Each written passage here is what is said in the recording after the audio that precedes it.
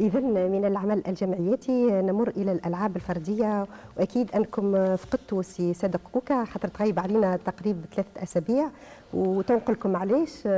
يظهر يتنقل هو والفريق فريق كيوكوشينكاي التونسي، وشارك في الدورة العالمية السابعة باليابان. صحيح. هكا ولا لا سي صادق؟ يظهر لي كانت الفريق هذه خرج بنتائج هامة مرضية طبعا.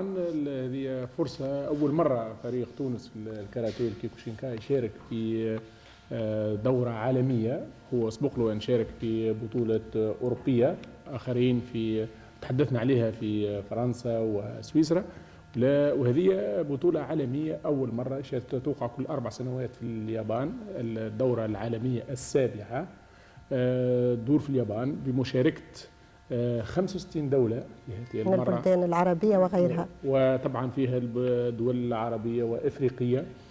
الدول العربية شاركت الأردن ولبنان والإمارات وتونس وجنوب أفريقيا والجزر الموريس. وهذه أول مرة تشارك تونس بلاعبين فقط. لاعبين فقط مشاو لاعبين فقط، لأنه كانت نسبة المشاركين محدودة. مثلا من فرنسا شارك واحد فقط، وإيطاليا أيضا واحد فقط. نعم. تونس معناها تعتبر مشاركة هامة. أي. سي صادق كان بس توجيز على كيوكوشينكاي. الكاراتيه طبعا هو الكاراتيه فيه عديد من الانواع. نعم. السمة التقليدي، وهذا ايضا فيه بعض التغيير في التحكيم فقط، ومنظمه اخرى جامعه اخرى. فيه عديد من الجامعات، وهذه جامعه جديده في تونس نبثوها لهنا في تونس، ومشهوره في العالم. عندها تقريبا 30 سنه موجوده في العالم. نعم. ان شاء الله معناها تكون انطلاقه هنا من هذه الفرصه. عرفنا تونس في هذه الرياضة على أحسن ما يرام. وهذه البطولة هي دامت يومين، كانت بطولة صعبة، وبالنسبة للفريق التونسي كانت هذه أول مشاركة وتجربة جديدة، خاصة في بلد بعيد كاليابان. طبعا النتائج كانت مرضية، وإحنا الهدف هو كنا وجودنا مع الدول الأخرى الكبيرة العملاقة مثل اليابان والصين. نعم. وكوريا.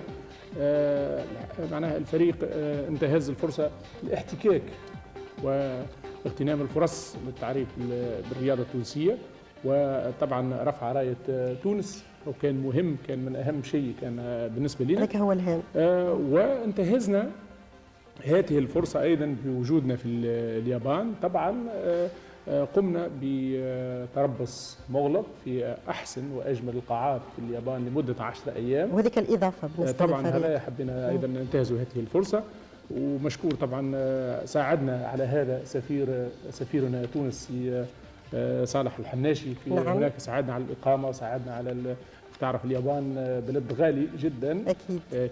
ساعدنا على هذا، ودربنا عند الأستاذ الكبير أكيرا مازودا اللي هو معروف عنده أحسن واكبر القاعات في اليابان. وانت تشوف الصوره اكيد. انا هو زاد بالنسبه للتجربه نتاع طبعا حبينا باش التوانسه يزيدوا تجربه، وباش ويزيدوا نعرفوا ايضا بالبلاد. نعم. فهمتني ولا؟ دائما هي بالنسبه للمشاركين التوانسه باش كي يرجعوا لهنا لتونس معناها تكون عندهم فكره افضل واكبر على هذه الرياضه الجديده اللي هي تعتبر الكيوكوشينكاي الكاراتيه.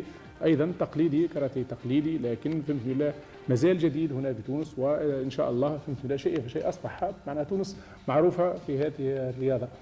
ودامت يومين فقط طبعا المباراة. الدوره هذه دامت يومين للتصفيات، وتفاجأنا ب في الدور النهائي هو جنسية ألمانية أصيل تركي. نعم. ترشح إلى الدور النهائي وانهزم طبعا أمام الياباني ساكاموتو. وهذه معناها تكون مفاجأة هذه الدورة اللي معناها أجنبي دون ياباني اللي ترشح اللي ترشح في النهائي، الدور النهائي في هذه الدورة. أكيد سي صادق. أنا التوانسة من خلال التربص هذا خرجوا بنتائج مرضية رغم المنافسة الكبيرة. نقول لك سي صادق نشكروك، ولحال عنا فرص أخرى باش نزيدوا نتعمقوا في هذا الموضوع، ونزيدوا نعرفوا بفريق الكيوكوشينكاي. أكوريت نتعلم كيفاش هنا الصورة نقولها. هو كنا عملنا اجتماع أيضا مع الدول العربية، ومش ننظموا ان شاء الله دوره عربيه في هذه الرياضه. هنا تشوف الصوره هنا ايضا ممثلين العرب هنا موجودين في من لبنان والاردن والعراق والامارات.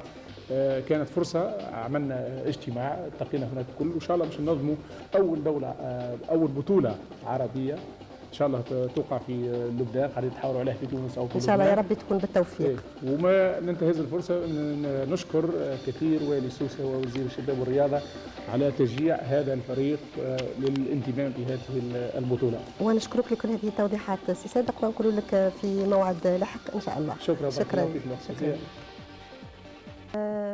ايش حضرت لنا اليوم؟ يظهر لي مادام الدنيا بارده فما فقره